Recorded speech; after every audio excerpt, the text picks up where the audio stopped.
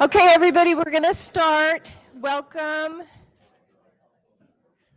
to our tribal, I always say TBUs, tribal beneficial uses session. Great, thank you so much. First, I'd like to introduce you to our panel speakers today. I'm sorry they don't have seats because I don't like that they're just standing up here, but they seem to be okay with it.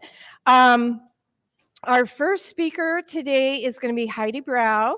She is the environmental coordinator for the Paula Band of Mission Indians. Our second speaker is Sherry Norris. She is the executive director for the California Indian Environmental Alliance. Our third speaker is Sarah Ryan, and she is the environmental director and emergency management director for the Big Valley Band of Pomo Indians. And our fourth speaker today is Anna Holder, and her title is going to take me hours. She is the Open Data Science Equity and Tribal Coordinator for the Office of Information Management and Analysis for California State Water Resources Control Board. I am Cindy Smallwood, the Environmental Director for the Humul Band of okay, strike that. Why do I always say it wrong? Humul. The Humul Indian Village of California. This is what happens. Usually I forget to say what I am. The Environmental Director for the Humul Indian Village of California. And I am your facilitator for today. All right, so we are going to get started with Heidi. Thank you so much. And would you like the microphone maybe? You guys don't really need to hear me speak. Okay, so we put in a lot of stuff into the PowerPoint, so there's a lot of material, so we're going to go fast, but with the hope that, like we have posters that are going to be in the poster room, and then the PowerPoint is available later, so you can drill down. So, let's see. Okay, cool. Ooh, the PowerPoint. Sorry, I did this in Canva, and it did not translate to PowerPoint, apparently. I thought I checked that.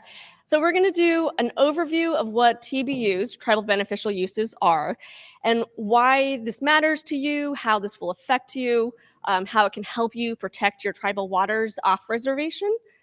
Let's see. Okay, so I like to think of, there's a lot of different ways to protect your waters. So you start with the big umbrella, that's our federal regulations, so the Clean Water Act, which I'm sure almost all of you are well versed in and have been, working on with your EPA counterparts. And then underneath the Clean Water Act or the federal water quality protections, you might have your tribal water quality standards, or whatever mechanisms you have within your reservation to protect your tribal waters on your reservation.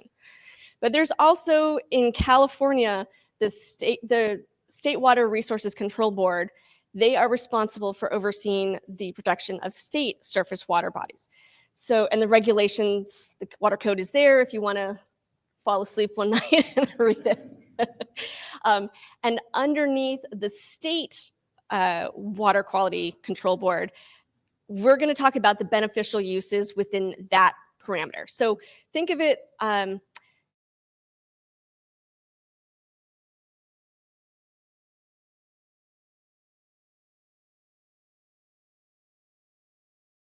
tribe used to, historically used, still used in many cases. Many tribes have treaty rights or they're able to use those waters in other respects, but it's jurisdictionally, tribes do not have the mechanisms to protect those water bodies. So we're using the states, using the tribal beneficial uses within the state to do so. There's also underneath that, for when water uses are impaired, there are different mechanisms to protect those impaired waters. So like the 303D list, TMDLs, there's a lot of stuff underneath there. And so I'm just kind of glossing over that today, because that can be a whole session in and of itself. And we'll get into that a little bit later. Yeah. Okay.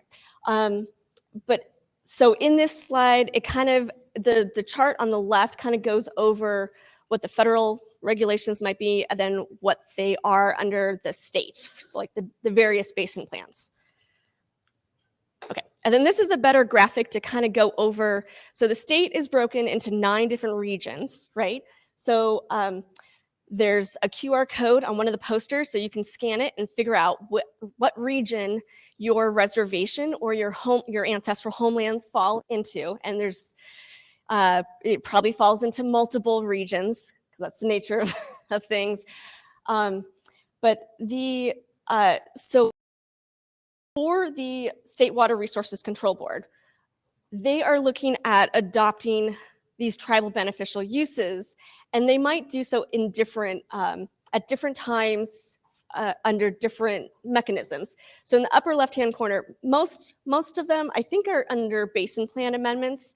So I'm down in the San Diego region, and that's how we are doing it, how we're going about that. But your region might be different, and there might be different times when this is coming into play, according to like the state water kind of their timeline. And the steps for doing these TBUs are kind of on the side. Now, I have them numbered, but they don't need to be in order. So we want to really emphasize that. Some of this process with trying to get tribal beneficial uses approved under the State Water Resources Control Board can be, it's a little bit like trying to put a round block in a square hole. So like the way that we approach things is kind of different from the state. So there's a little bit of learning curve. So the state traditionally does the 1, 2, 3, 4, 5, but the first one is adopting the definitions. That can be done at the same time as number 3, identifying your water bodies. So what water bodies do you want to claim? Do you want to, like the San Diego region is doing, claim all of the water bodies in the entirety of our region? We claim that the tribes in our region have used all of those waters for time immemorial, and so we want those TBUs or tribal beneficial uses to apply to all of them. Mono Lake in the Lahontan is doing it 1 water body at a time. So it's different approaches. I think that's my timer. Oh, sorry. Okay. So here are the 2 definitions, the tribal beneficial uses definitions. One is cultural, and one has more to do with subsistence fishing, so tribal subsistence fishing. Sorry, and I'm totally going over. I was supposed to be quick.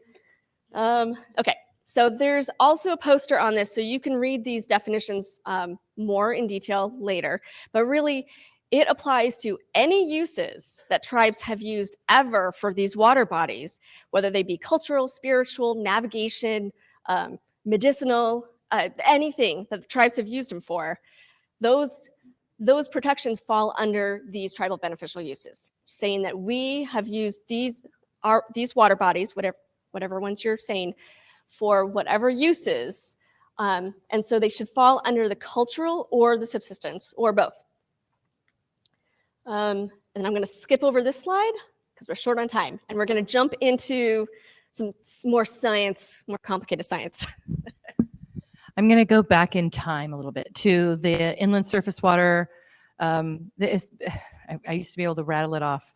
Inland surface water. Someone knows. Anyways, it's the water quality objective for mercury, and it's right in front of me. Inland surface waters, enclosed bays and estuaries. Thank you. What it is and what it is not. So this was set up because there was some total maximum daily loads for mercury for some water bodies.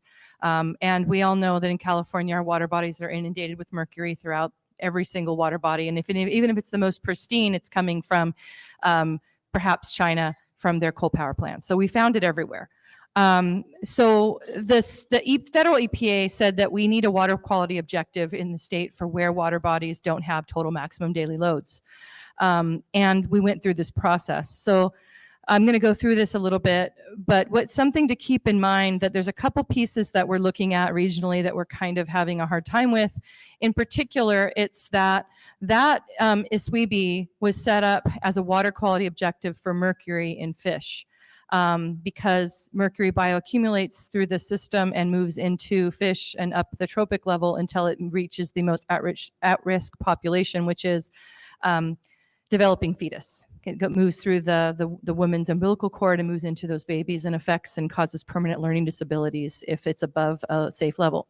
So that's the most at-risk population. So there were, so we've been looking at that 4.5 meals per week, which was in there as the consumption rate for subsistence. That's supposed to be the protective rate. And then also there's a 3.5 water quality objective for, that was for subsistence. There's one for, that's being looked at for subsistence as being the floor. Well, it was never meant to be the floor or the ceiling, and I'll go into that. These water quality objectives were meant to be numerical to protect people that eat them, not to tell tribes how much they should or should not be eating as their rates. So let's go to the next slide, which I need to move to. Okay, so this is the food chain that I mentioned before. So unfortunately, sorry, this is a picture of Florida, but it very similarly, we don't have alligators in California, but we have small microorganisms that take up the decaying plant matter and mercury, and that brings it into the system in California, and it moves up the food chain. In California, 21% of California lakes may contain at least one species of fish that's unfit for pregnant women and small children, and 27 of U.S. across the nation of streams are impaired by U.S. EPA standards. This was part of their impetus to want to do this. This is with the mercury provisions in the ISWIBI. You can find them. There's a code here, and it's also on the posters. But this is so you can actually read the ISWIBI yourself. You want to go to attachment C. In 2017, it was approved, and the Water Board approved a new narrative, or one new narrative definition, which was for culture, and 4 new numeric mercury objectives, which includes tribal subsistence, to apply to those inland surface areas. And it needs to be, it's water bodies that have any of the following. So these are, you'd look in your basin plan and you'd see commercial culture, well, culture's the tribal one, but wild, marine, rare fish, warm, cold water. So with the exception of water bodies that have a specific objective, and that's where they're referring to TMDLs. And then the water quality objective is, I'm going to go to the bottom one. It's related to in the fish that people eat. The objective applies to the wet weight concentration of skinless fillet from a mixture of 70% trophic level 3 fish, which includes salmon, if you read it, and 30% trophic level 4 fish, meaning there must be salmon in the water body in order for us to be able to meet that objective, because the 70% does state in there that it needs to include salmon. And so this should have actually been contemporary and ancestral consumption. Internally, tribes can do surveys and find out what your members used to eat and do eat, in addition to just your looking at what you know is being documented in published materials. It's really important to gather both of those. You want to make sure that you're not locking in repressed rates of consumption. We recognize that our water bodies are impaired. Some families are choosing to eat less fish because they're worried about the toxins that are there. In some cases, there's not as many there because of dams and other impairments to the fish being healthful and being able to be prolific in the watershed. And also, there may be other reasons why people aren't eating the fish. So you can see that if you were to say what you're eating now, that would be a repressed rate of consumption. You don't want to lock that in. You want to look at what you did eat, what you'd like the water body to have in the future, what it can sustain. So real quickly, how they arrived at that in the ISWIBI was through the Fraser-Schilling study. He made a point saying this is a preliminary study. If you look at that, you can find perhaps your tribe, but you also recognize how many individuals when you weigh in. It's the numbers on the left next to the name of the tribe, or the shortened name of the tribe. So for example, they interviewed 6 people from Mono Lake, Round Valley 35 people, Chumash 12. The Pomo numbers are really inflated here. It says 183, but there are at least 10 Pomo tribes.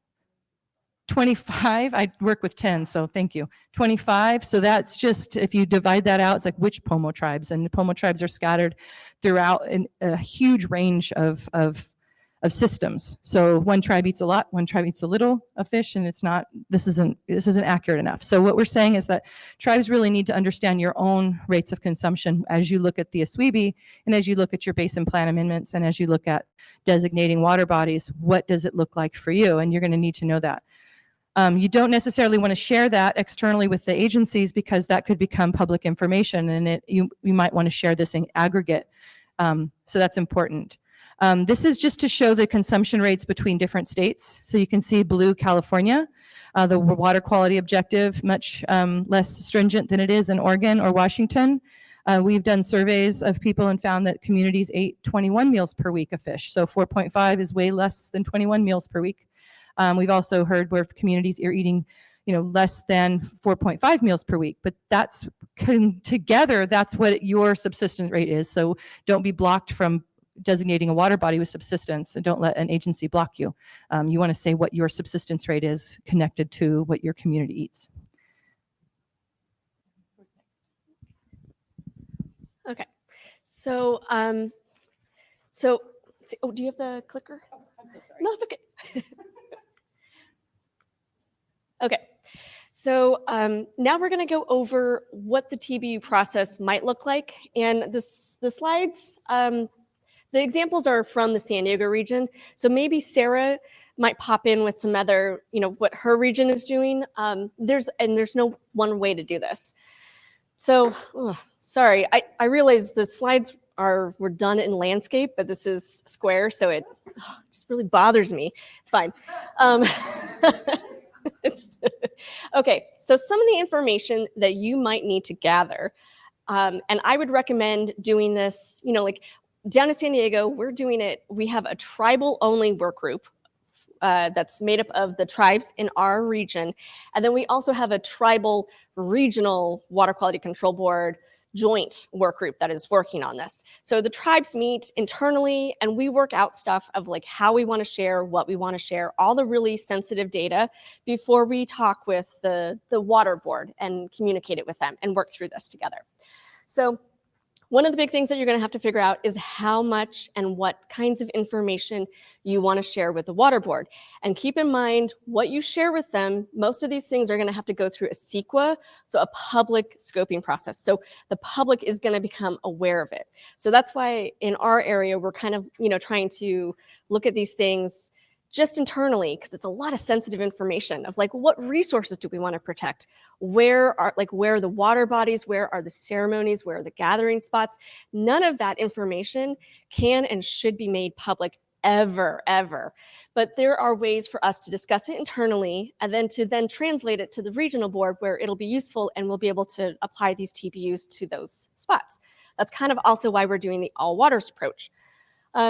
So you're going to have historical information to demonstrate that your tribe or tribes have been in whatever water bodies you're going to want to claim, that you've been in those areas and used those resources for time immemorial. So it's useful to only share the information and resources and papers or however you want to share that information, that you have control over what you like your story and how you want that to get demonstrated to not only the regional board or the state board, but the public also.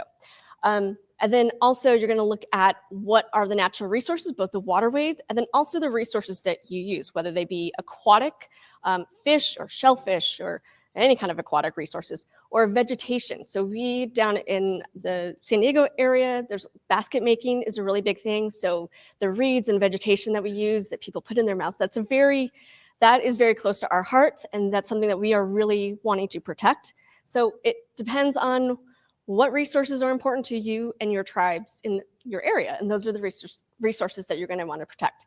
And what pollutants might be of most concern to you. That's also going to become very important. And then part of that, because there's going to be a lot of data holes, so it's like the fish consumption rate, you probably will have to do some studies about that. Or we're looking at, we're probably going to have to do some vegetation studies to kind of look at like the plant uptake, because that's going to be a really important thing for us. So here's a list of, like, for our area, this is our draft list of resources that we are going to provide to the regional board to provide information about the tribes that were in Region 9 and what waters they used and what some of the like big picture uses. So like not specifics, like we used this specific site for ceremony X, not giving that level of detail. And the regional and the state board don't want that level because they don't want to share, they don't want to have to share that with the public. But so this is our first step of controlling the narrative and the story about how and where we used our waters. And then this is a tentative table that we're using to kind of explain our various cultural uses throughout the water area. And it's based off of a table that was done in Karuk. And maybe Sarah can talk a little bit more about that because she's, I think, more familiar with that.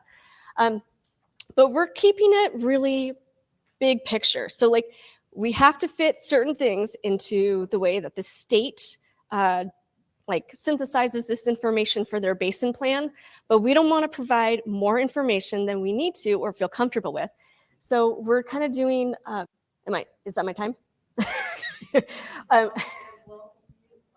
Okay. So we are planning on having this table, which kind of breaks out like big picture. Is this a ceremony? Was this for navigation? Was this, like really big, broad kind of not specifics.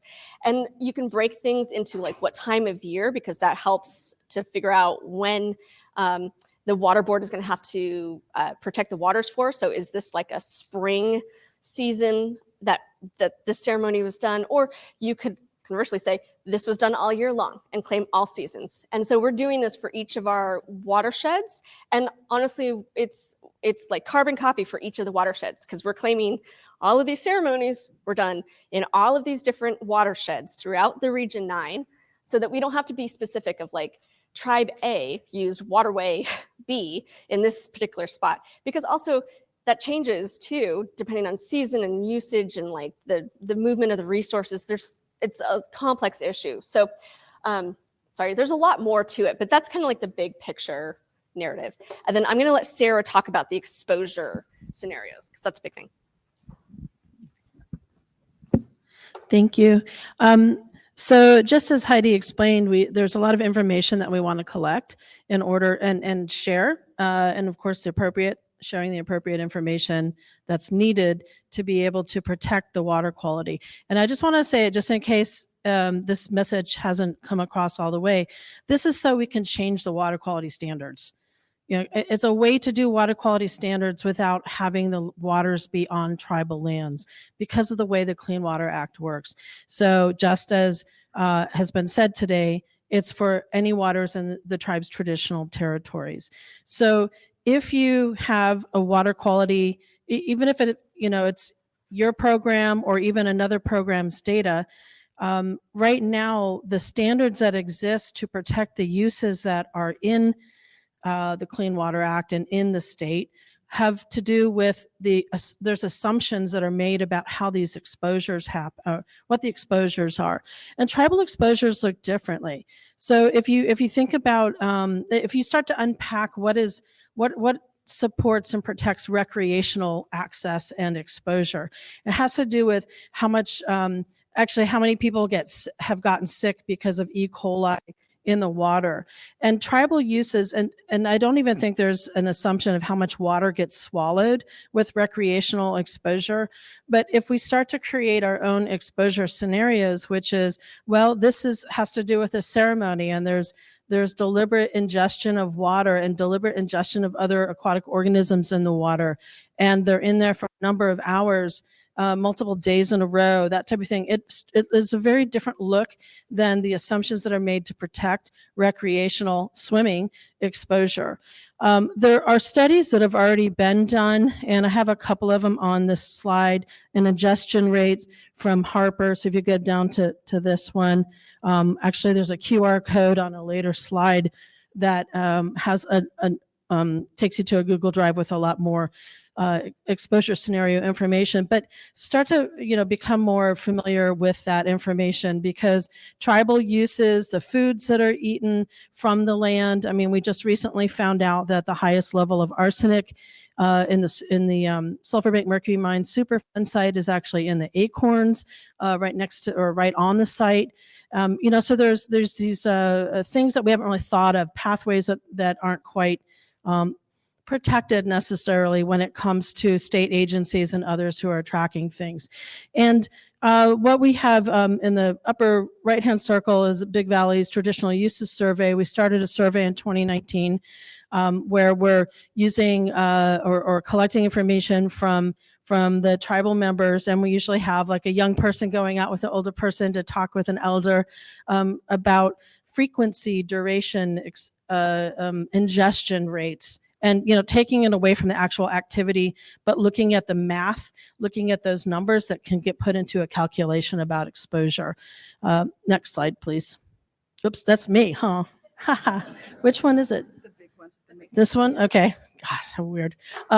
Okay, so what now at Big Valley, and I think many of you have water quality monitoring programs. You can build your water quality monitoring program to develop this information, to collect this information. There's a great training series that Anna's going to be talking a little bit about later that has really unpacked all of the state programs that are there. And of course, I think it's great to be mentored by other tribes with their programs. There's been a lot going on. A number of tribes for a number of years have created really great water quality monitoring programs. And we can use those programs to look at consumption rates, to look at pollutants in the environment, to test for things that other people haven't necessarily tested for. I will never forget that after Fukushima happened, I think it was the Yurok tribe, and I apologize if it's Karuk or one of the other tribes, but they sent seaweed samples to the Lawrence Livermore lab to look at radionuclides in the seaweed to see if that the seaweed was safe for their members to eat. And they put out a press release about it. I'm like, that is what a sovereign nation does. That is how, we could do this. All of us could be doing this. I was about to say next slide, please. All right. So setting up a tribal water monitoring program is to look at, what are the uses? What are the pollutants? And we want to monitor because not everybody is collecting that information. We can't assume that the county is collecting that information or that the state is. So that's why it's great to have water monitoring programs that can be supported from US EPA Clean Water Act and also for state grants. We have several grants right now or in the process of where we're going to be getting funding to do water quality monitoring so that we understand what's happening in our area. So there's already data sets that are out there regarding fish tissue. There are, we can look and see, well, what's the most recent data? What fish have been caught to be checked? And you can develop your programs around what's missing. What are the uses? What are the areas? What are the pollutants that we're concerned about that there's really not a lot of other information? There's groundwater monitoring data with regard to wells. We could see, there's wells that are contaminated in this area, but there's also creeks. And because of the groundwater surface water interconnectedness, maybe we need to be looking at some other places to be doing our monitoring. The sky's the limit. Just look there. So there's ways to look at what's out there and to develop our programs around that. And then, of course, you want to develop a quality assurance plan. We have Big Valley, so the tribe is 350 acres. It's on quite a bit of shoreline. And we started off back in 1999 with a lot of different monitoring sites in the lake, which ended up being redundant. We have about 130 monitoring locations in the whole watershed. I mean, it's a lot. And all over the watershed, creeks and groundwater, and there's a ton of data we haven't even submitted to anybody yet because we're creating the ability to the QAP for it, and also just the ability to be able to manage the data. So we got a little ahead of ourselves in a few things, but we also know that we took the opportunity to look at the information. So when you start to put your QAP together, your quality assurance plan about data collection and frequency of monitoring, you want to look at the stuff that's already out there and then also what you can do. And just a few different pieces of information that we've created looking and others looking at the standards that are actually in the regional the basin plans already for protecting those uses. We're looking at a few different pollutants and water quality parameters right now for specific impairments to tribal uses. And it's really a small list out of all the things that we monitor for. There's just a few things that we're looking at right now. That's pH, temperature, cyanotoxins, and let's see, chlorophyll A, because that's in the regional plan right now because of the nutrient TMDL on Clear Lake. So a lot of pieces of data you can look at, but I need to keep moving. And finally, I think it's our last thing. So we, over at Big Valley, we created this exposure scenario for the freshwater harmful algal bloom event with help from Mio Marufo and others to create this nice graphic of the different routes of exposure that, that's cyanotoxins, but put any pollutant into there, and you have the potential for inhalation, ingestion, dermal exposure, and let's see, dermal exposure, basically ingestion of the plants or animals. But there's a lot of different uses of the water, and those need to be included whenever you're thinking about water pollution and in your monitoring program. Here's the QR codes, and there's also a poster on this, so please feel free to take a picture of this. There's a lot of different resources in these Google Drives. I think that is, I'll move to the next person. Anna, thanks. That's it. I'm just assuming. Yeah, awesome. So, again, sorry for the alphabet soup for all of my associations. I am another one. Also part of our Surface Water Ambient Monitoring Program, or SWAMP as we call ourselves. And we have a statewide bioaccumulation monitoring program. So we go out and collect fish and test it for things. And then that is integrated into state board processes. It helps inform the public of the OEHA advisory signs for fish consumption. And Sherry and I were actually talking a couple of years ago, and one of the things that came up was providing resources to help tribes build capacity to have these own programs in their environmental departments. So we put together a training series. The training series is tribally centered, meaning only tribes or tribal representatives, environmental folks can attend the live sessions.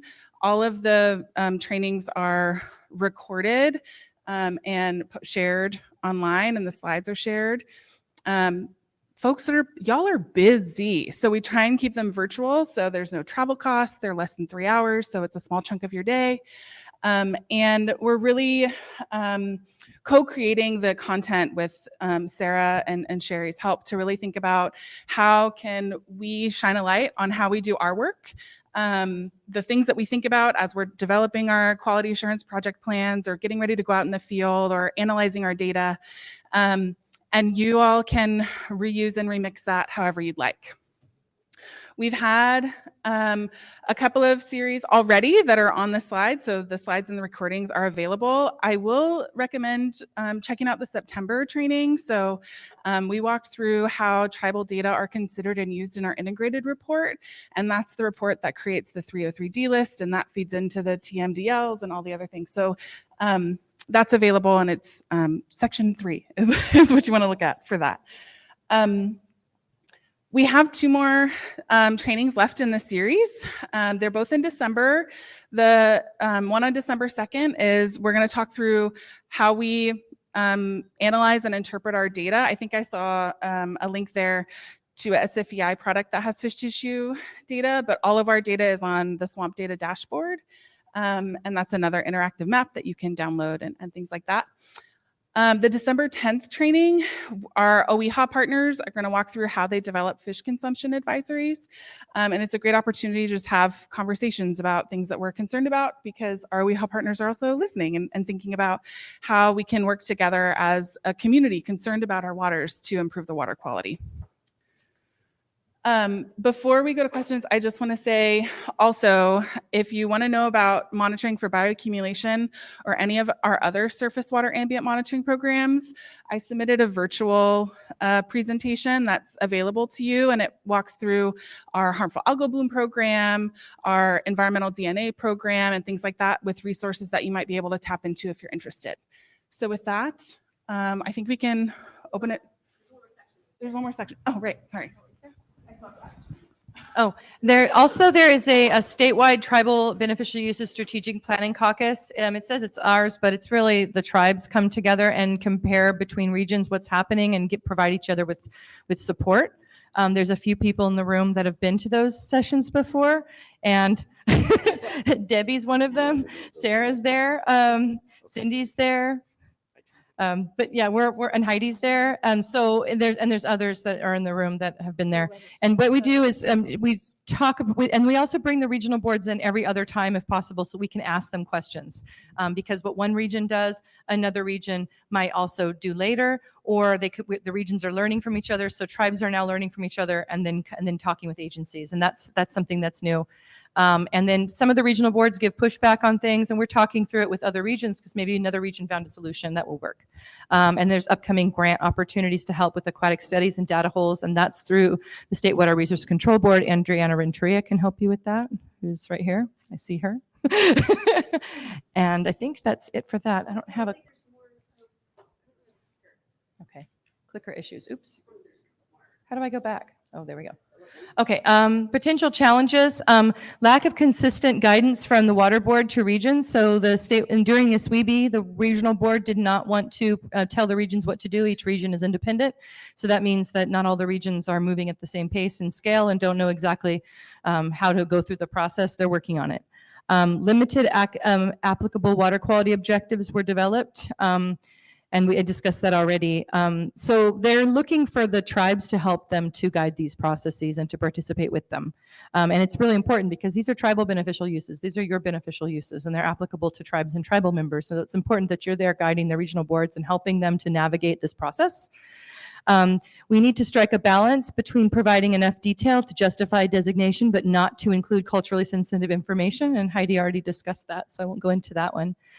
The state actions, establish tribal beneficial uses. There's the working group for water boards. So the state set up a working group for the water boards, but the tribes weren't there. So that's why we're holding these tribal strategic planning caucus meetings, and why groups like in San Diego are meeting tribe to tribe to coordinate in their region. We recommend all of the regions do that so that you guys can compare notes. And then if you join in with the strategic planning caucus, you can compare with your other neighbors and find people that might have similar issues as you and call them directly. There's the update to the Bay Delta plan that's going to be discussed, I think, in a session on Thursday, I think. But the Bay Delta plan was asked that it have tribal beneficial uses in it. And at this point, the Central Valley, the Bay Delta plan is looking at the Central Valley in San Francisco and saying, well, how are the water bodies designated there? And we're going to fold them on top of each other and identify. But as we saw from the state, from the SWEB, there's a possibility for the state to provide guidance that then moves to the regions. So there's two different directions to go there.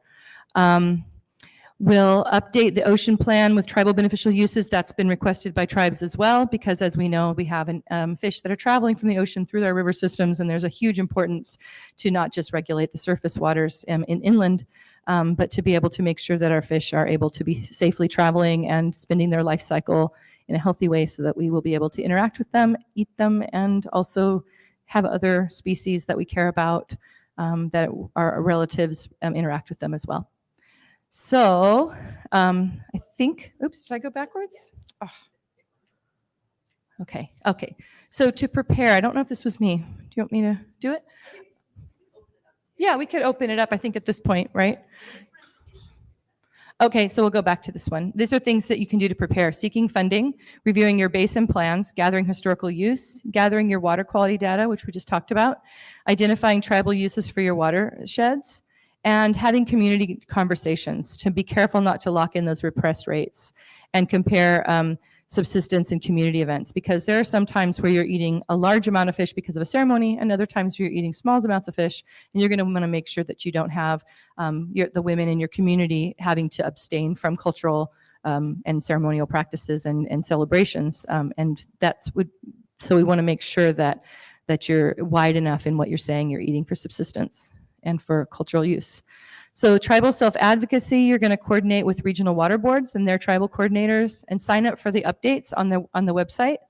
Prepare to and speak at your regional board public hearings. They're going to want to hear from your community members.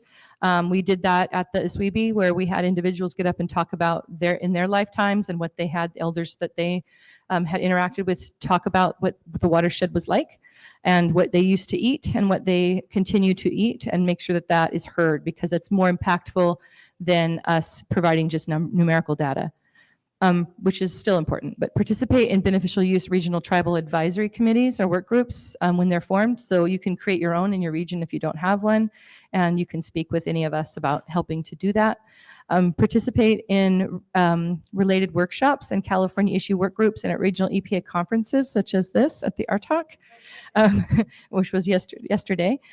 Contact your liaisons at Cal EPA, also federal EPA, because there's a nexus, of course, to federal waterways and to your trust status as tribes.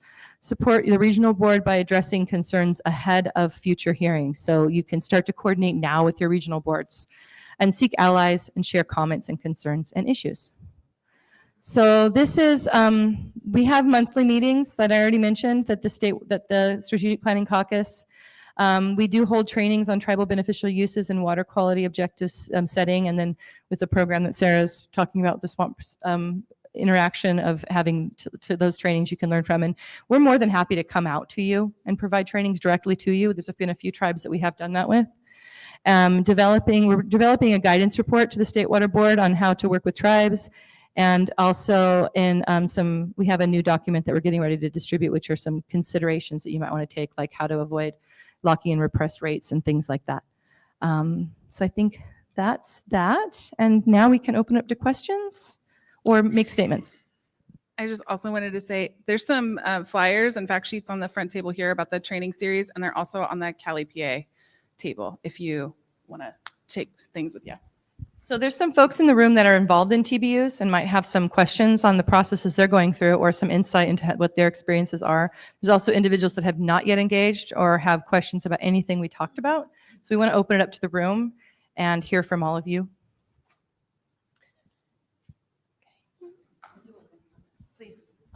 I think it's just exciting to see so many people in a TBU workshop, because we've been doing it for a number of years and it's just been growing. So really exciting to see that. Did someone have their hand raised? I Oh, did. you did? Okay. Hi, thank you for all this information. Brianda Hernandez with the Bishop Paiute Tribe. I have a very, very specific question. So for the Owens Valley tribes, they used to have a cultural staple of a fish that is now endangered, that it's no longer found. Is that something that can be thrown in as a TBU? Because it was significant, like before water started being diverted in the valley, and now these fish are endangered. We're trying to protect them. We just got them on the reservation lands a couple months ago, which was a huge, amazing feat for the tribe. So I'm just kind of wondering if that's something. These are tiny fish. How small? And that's another question. How small is, like, or I guess per fish? I guess it was like per kilograms, right? Of how much you're supposed to eat weekly in order for it to like constitute as a TBU or a sustenance. Does that make sense? I just wanted to ask you, so it sounds like you're talking about a water quantity issue for the fish. And but I know yeah, that which this- influences water quality, which is a Yes. very specific, yeah. water quantity. Maybe someone from the state can do it. You can start. Thank you. So, the State Water Resources Control Boards are all about water quality, whereas the Water Board is about water quantity, but there are some hooks. So if you have cold, spawn, those kinds of beneficial uses in your basin plan, and you also were to have TBUs, that would be your hook, but you could also just have cold and spawn without tribal beneficial use being designated. That would be important. The size of the fish does not matter. But it just has to do with what's considered safe in the human body. So it has to do with your objective and what the toxin is. And we can talk about that, about how to do that mathematical equation for your specific species of fish. If they're low on the trophic level list, you can eat more of the fish. But and then the other piece was related to the quantity. It wasn't just quantity, there was something else. Oh, endangered species. You should definitely include that. That you had that fish, you had access to that fish, it's not there, and you need to have restoration and actions. I would talk to California Department of Fish and Wildlife as well. I mean, if it's an endangered, it's an endangered species. It's on the state endangered species list. Which used to be a cultural significant sustenance for the tribes prior to the diversion of water in the Owens Valley. It's probably like 70 years ago. Yeah. There was like a huge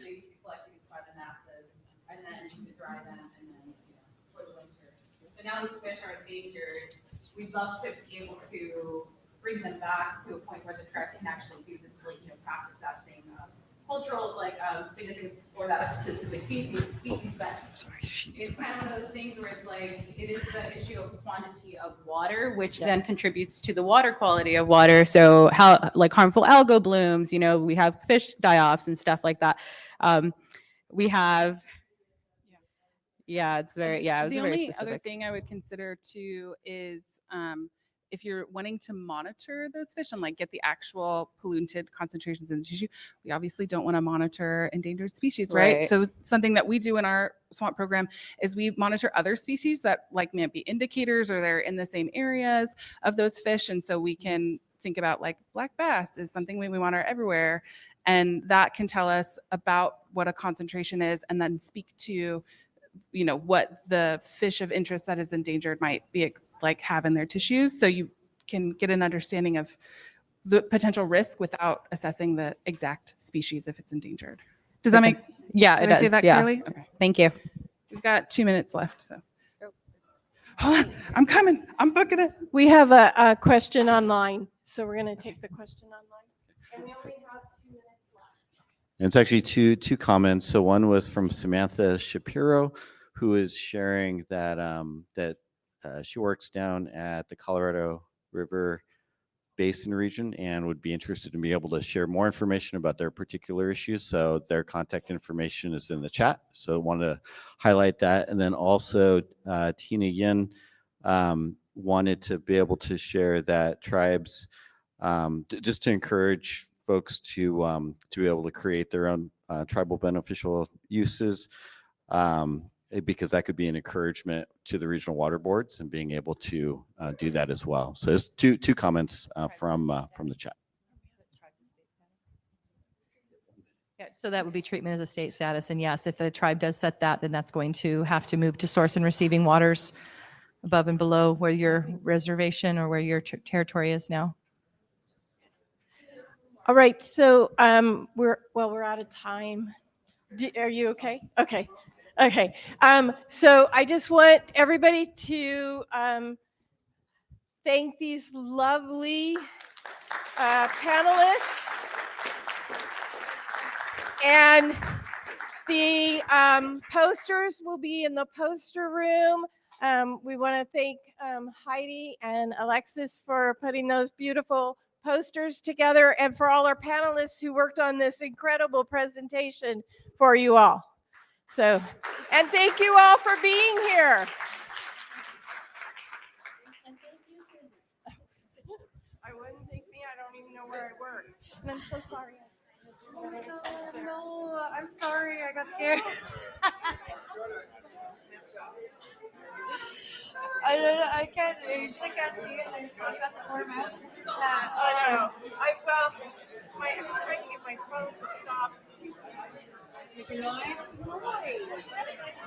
And then I see you.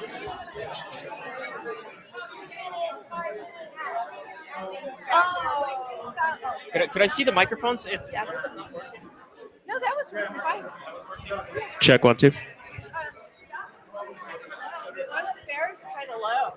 Yeah, batteries. I don't know. Are you doing any talk?